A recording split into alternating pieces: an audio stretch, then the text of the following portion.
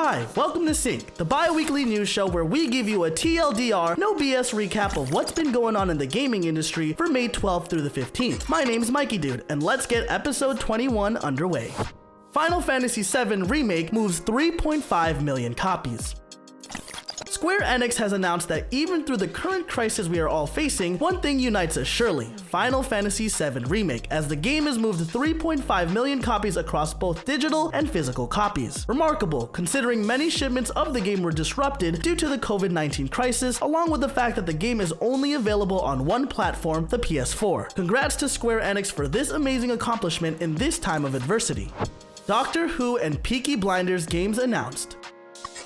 Maze Theory, a British video game developer with roots in the VR industry, has announced partnerships and government funding to commence development of games and other multimedia experiences for the Doctor Who and Peaky Blinders TV franchises, both from the BBC. PC, consoles, and mobile devices are all specifically targeted for game launches. The projects are made possible by the funding of UK Creative Content EIS Fund. As we've already heard about the recent Peaky Blinders mastermind, we're curious to see what new games this collaboration will bring. Civilization VI Frontier Pass. Civilization VI announced this week their lineup for the Year of Civilization content with their new Frontier Pass. 2K is going with a more live service model here to provide players with content all throughout the year, including new leaders, game modes, city-states, resources, wonders, and maps. All of this new content will be released bi-monthly starting this May with the Maya and Grand Colombia pack, followed by the Ethiopia pack in July. The content is planned through March of next year and will include updates and balance passes to those who do not own the Frontier Pass, though a majority of the content will require either or both previous expansions to play. Warframe Glassmaker release. Ending a 6-month content spell surrounding the in-game Nightwave event, Warframe received a patch this week entitled Glassmaker Nightwave Act 3. With all new grinds, loot, armor, some shards of a story, and a new Warframe to hunt down, Digital Extremes is listening to the criticism they have received over some of the last few updates, Glassmaker being the first one that truly looks in line with fan expectations. Also released is the new Twitch Prime loot. If you have your accounts linked, feel free to jump over for some nice flair for your Warframe. Elder Scrolls 6 is years away. Bethesda's Pete Hines has taken to Twitter, as a community manager often does, to quell speculation over a new Elder Scrolls title. As has been stated before, Hines reiterated that Elder Scrolls 6 is years away, as Starfield is coming first and is yet to be even remotely detailed. Hines confirmed that we are looking at a date of years away for the Elder Scrolls 6 at least. The wait will be long and we will surely complain and compare to other games, but pre-orders will commence shortly. Guerilla Collective June announcement. A group of indie developers have grouped up and are planning an indie showcase during the time when E3 would have taken place this June. This group has dubbed themselves as the Guerilla Collective and is made up of several well-known indie developers like Larian Studios, Paradox Interactive, and Eastbird Games, and many others are all prepared to give an absolutely amazing conference packed to the brim with game announcements. Some upcoming titles include Baldur's Gate 3 and Nirvana, the follow-up to Valhalla Cyberpunk Bartending, a visual novel. All of these announcements and more when Guerilla Collective comes to us live in June. Ubisoft Digital E3 replacement announced. Another day, another digital event. Ubisoft has announced their replacement for their traditional E3 showcase, a digital event they have dubbed Ubisoft Forward. It will take place on June 12th, most likely on all usual suspect digital streaming platforms, and all the corporate entities have confirmed the showcase will feature game news, reveals, and more. Expect at least Assassin's Creed Valhalla there and the usual stable of Ubisoft service titles. Past that, we're hyped to see what the company has in store. Harvest Moon One World announcement. A third and possibly exclusive new title is coming to the Switch, Harvest Moon One World. This beloved title that led so many common game franchises is finally taking the players outside of their small villages while they expand and gather all throughout the game world. The new entry seeks appeal with both long-term and new fans, and with Animal Crossing just a few months in the past, it might be time for another farming village life game came out. As with other two Harvest Moon titles, they received a PS4 version around the same time, but developer Natsume stressed their partnership with Nintendo in the European announcement trailer.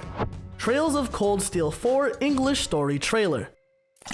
Nice America released a story trailer for the upcoming title Legends of Heroes Trails of Cold Steel 4 on YouTube this week. The English story trailer shows off the highlights from the end of Cold Steel 3, with Chancellor Osborne holding all the cards and both of Class 7's groups set to face off alongside the Imperial Army for control of all of Erebonia. With series protagonist Rean still trapped below ground, it's only a matter of time until a prison break. The PS4 English release is set for December 5th, with a PC and Switch port the following year. This release will mark the end of the Cold Steel saga, and we await to see what's next from developer Falcom on the Legend of Heroes front. Tony Hawk Pro Skater 1 and 2 Remaster. The gamers have pleaded and the corporate overlords are responding. Tony Hawk's Pro Skater 1 and 2 will be remastered via Vicarious Visions for PC exclusively to the Epic Games Store, PS4, and Xbox One on September 4th. The game has been overhauled graphically, with also a new metagame that progresses your character between both titles, leaving no one feeling like they've wasted time playing one title or the other. More news will be forthcoming on this title, but this is surely one of the most anticipated in a long time, so we're excited to hear more about it. Unreal Engine 5 sneak peek. Tim Sweeney and Jeff Keighley started off the Summer Games Fest with a tech demo of the new Unreal Engine 5 due out sometime early next year. Focused on global illumination and fully dynamic lighting, this 5th iteration tech demo was premiered using a PS5 dev kit and recorded. The scenes themselves are stunning and really show that engines have come so far, but still have so far to go. The lighting engine called Lumen allows for real-time dynamic global lighting never before seen on this scale, while allowing for film quality assets to be introduced without slowdown. The event itself wasn't much of a game announcement, but with all major events cancelled, we have to give time to more boring parts of gaming too.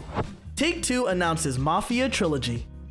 Take-Two has announced a collection of the 3 titles in the Mafia franchise, all getting freshenings ranging from updates to improve quality of life with Mafia 3, all the way to full-blown graphically stunning remasters with Mafia 1. Mafia 2 will also be receiving a patch, bringing it to the definitive edition. The updates will be dropping soon, with Mafia 2 receiving its patch shortly, and the remaster of Mafia 1 dropping in August. The trilogy will be available on PC, PS4, and Xbox One, with PC owners of previous titles getting copies automatically.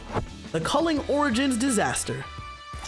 After the failure of the Culling and the Culling 2, the development house behind what was a fantastic game quickly swept under the rug. Xavier Studios is re-releasing the Culling on Xbox One this week with a cost of $5.99 to purchase. And that's not all. You get 1 free match a day, with subsequent matches per day either costing tokens or a weekly pass. On screen now are the prices if you are interested, starting at 99 cents for a 3-pack, with both weekly and 3-day passes are up to $6. We here at Sync can't imagine anyone would think it would be a good idea to employ free-to-play tactics in a pay-to-play game. But if you picked it up, let us know in the comments how it went. Were you seriously able to get a match? Was it a stable game? World of Warcraft board game.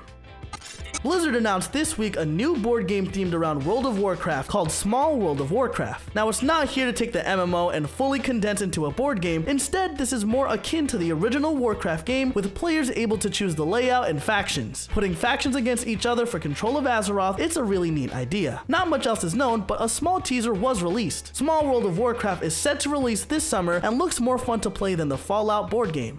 Ghost of Tsushima announcements. Sony's State of Play this month is focused around Ghost of Tsushima. Developed by Sucker Punch, creators of Infamous, Ghost of Tsushima takes place on an island off the Japanese coast during the Mongol invasion of 1274. The player is tasked with wiping out this invasion and securing freedom for the Japanese people. The stream revealed gameplay and a deeper look at the combat, while being the driving factor for hype when the game releases later this summer. The exploration and combat shown off really give a proper ancient flair. All the visuals in the open world demo are stunning, and the world truly seems engaging. Plus, all the exploration seems directly inspired from Breath of the Wild, the new bar in open world exploration, really bringing depth to this world. Sucker Punch Productions has done a great job with this title, and we here at Sync are counting down the days until July 17th when it releases on PS4. New Paper Mario title announced.